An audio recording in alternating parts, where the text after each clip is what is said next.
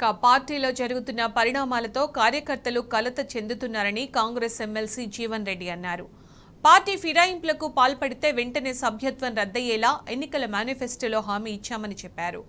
కార్యకర్తలతో చర్చించిన తరువాత భవిష్యత్ కార్యాచరణ ప్రకటిస్తానంటున్న ఎమ్మెల్సీ జీవన్ రెడ్డితో మా ప్రతినిధి ప్రదీప్ ఫేస్ టు ఫేస్. పట్ల ఎమ్మెల్సీ జీవన్ రెడ్డి కలత చెందారు. 2 రోజులుగా ఏదైతే తన అంశాలతో భేటీ అవుతూ వస్తా ఉన్నారు, వారిని బుజ్జగించేందుకు ఉప ముఖ్యమంత్రి శ్రీధరబాబు మాట్లాడినటువంటి నేపథ్యంలో జీవన్ రెడ్డి కార్యాచరణ ఏ రకంగా ఉంటుందో తెలుసుకునే ప్రయత్నిస్తుంది. సార్, ఏంటి కార్యాచరణ? కార్యాచరణ ఏముంది, పార్టీలో మనతో కార్యకర్తలు ఏదైతే అక్కడ స్థానికంగా అంటే పరిణామాల పట్ల కొంత ఆందోళన వ్యక్తం చేసిండ్రు, కొంత మనస్తాపానికి గురైనరు. ఇప్పుడు ఏ విధంగా భవిష్యత్తు కార్యాచరణ రూపొందించుకుందో, ఏ విధంగా పార్టీని బలోపేతం చేసుకోవడం, ఏ విధంగా ముందుకు పోవడం, దానిపై వారు ఆలోచన వ్యక్తం చేస్తున్నారు. ఫిరాయింపులకు సంబంధించి మీ కామెంట్? నా వ్యక్తిగతం కాదన్న, పార్టీ ఆలోచన విధానం నా ఆలోచన విధానం.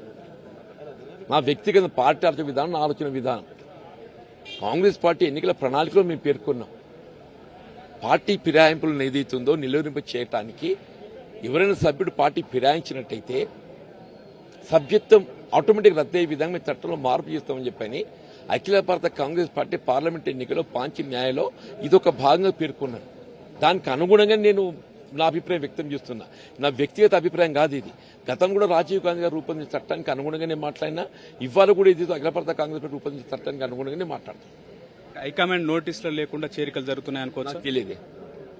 నాకు తెలియదు.